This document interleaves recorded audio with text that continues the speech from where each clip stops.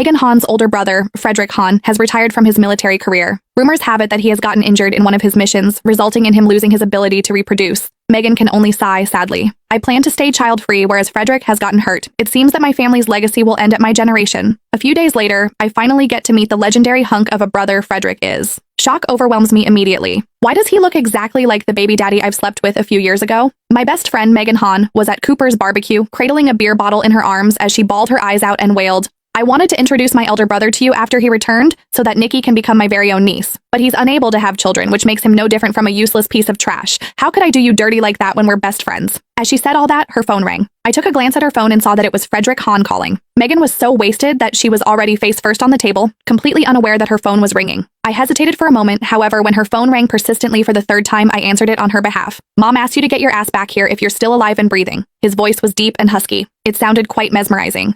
I pinched my earlobe, which felt strangely warm for no reason. "Hello there, I'm Megan's friend. We are at Cooper's barbecue. Would you be able to come over and pick her up?" Given Megan's current condition, it was going to be a struggle to get her home today. After all, I had quite a bit to drink too. It would obviously be a lot more convenient if someone could come and pick her up. Before the man on the phone could even respond, Megan, who had passed out face down on the table, came back to life all of a sudden. Oh, poor Fred. He joined the military academy at such a young age, and he's still a virgin after all these years. Now that he's in this predicament, no one will ever want him. Suddenly, the call went eerily quiet. The awkwardness was enough to sober me up a little. I explained, she really had quite a bit to drink. "Give me the address. 8 South Avenue. Then he hung up. Previously, I had heard Megan talking about her elder brother. He was a tough and strong-willed guy, someone she had idolized since she was a child.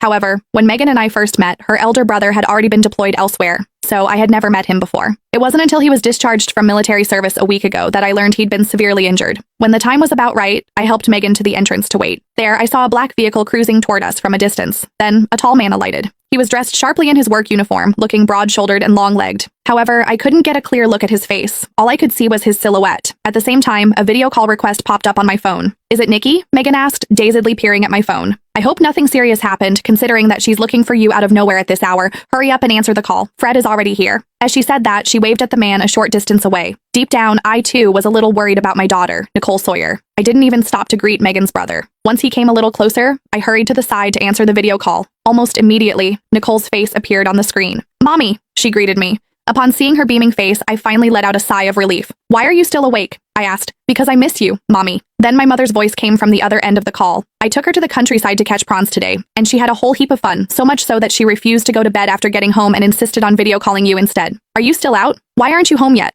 I came out to meet up with Megan for a bit. My mother had brought Nicole back to my hometown for a few days, giving me a rare bit of peace and quiet. "Is Megs there too?" Nicole squeezed her face back into the frame. "Mommy, I want to speak with Megs too."